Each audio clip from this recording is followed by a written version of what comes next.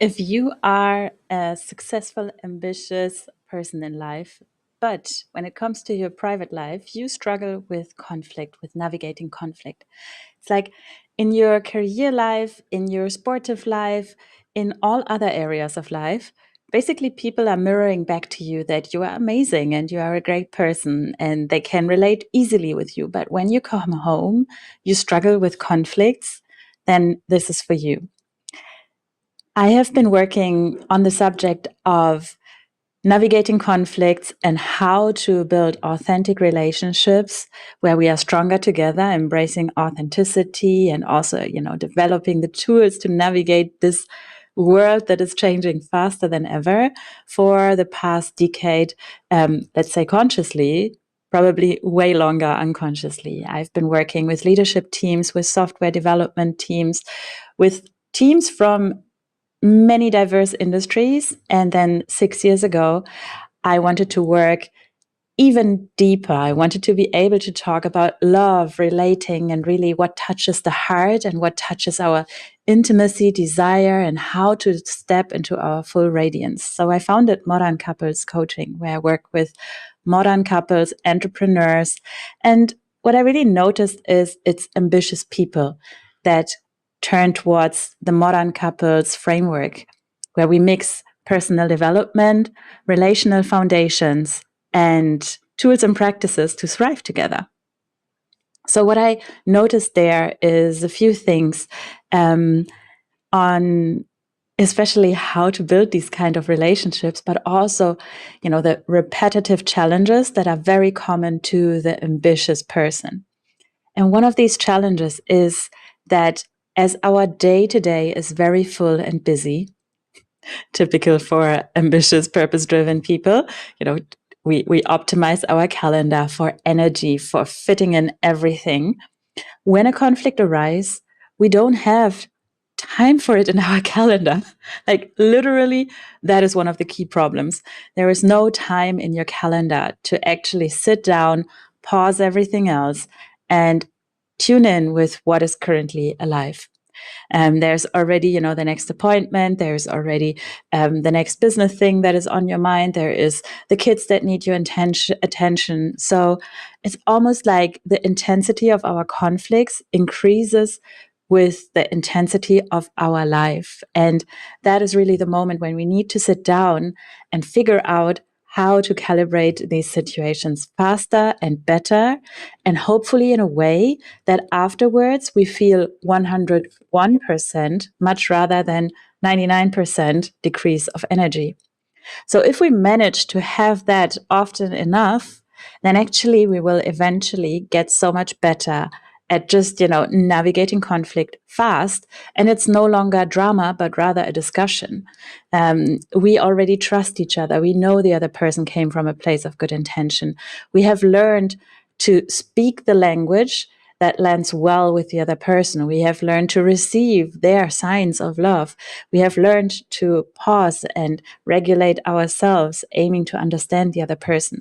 These are all skills and traits that we work on and develop in the relational gym. We work on in coaching sessions, because in our life, we hardly ever have a mentor or coach who takes us by the hand and teaches us these skills. One of the things that I notice over and over again, most of us spend more time in the office or in our business, in our awake hours than in the actual relationship. And so our brain is really wired for what works in the business setting. That is where we learn how to engage, how to interact, how to make decisions.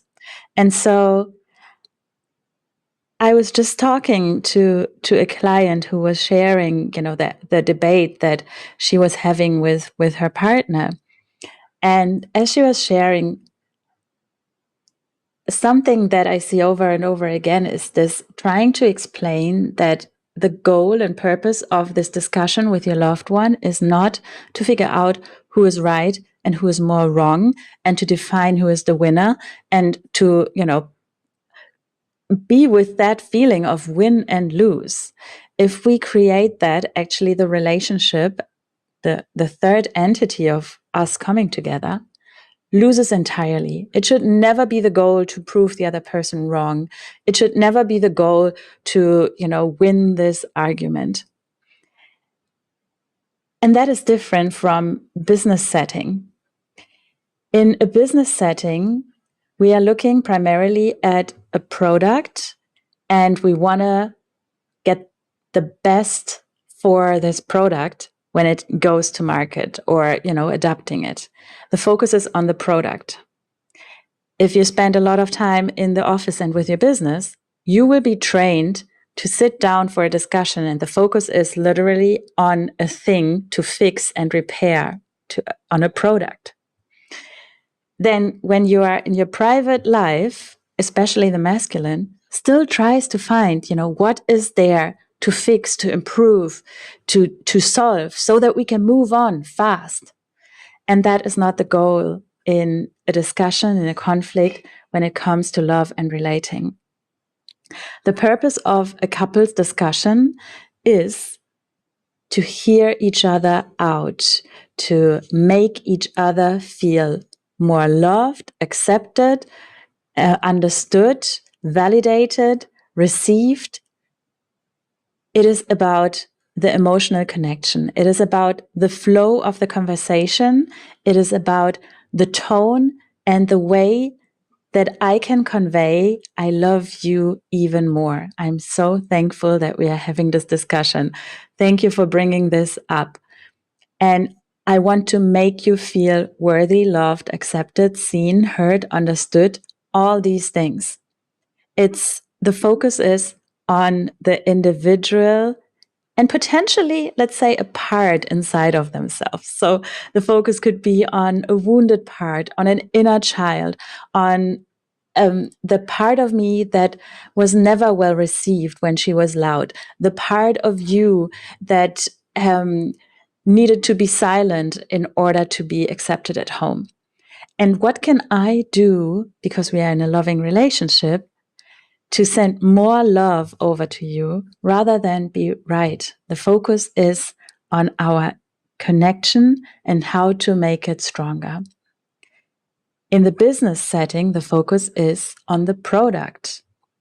While we try in the business setting to, let's say, make each other feel safe, psychological safety is a word we oftentimes use, right?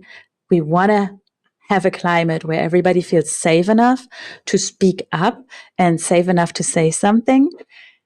It is not the goal, and it's beautiful if it happens, but it is not the goal to heal that inner part of you, to find a language where the inner princess of you feels recognized, where the inner prince or the entitled boy feels like, oh yeah, like you are safe here. No, we don't create time and space to make all of that feel heard, seen, accepted, validated. Also, usually we perform and we don't even show these things, these aspects of us, but they are there. They are there.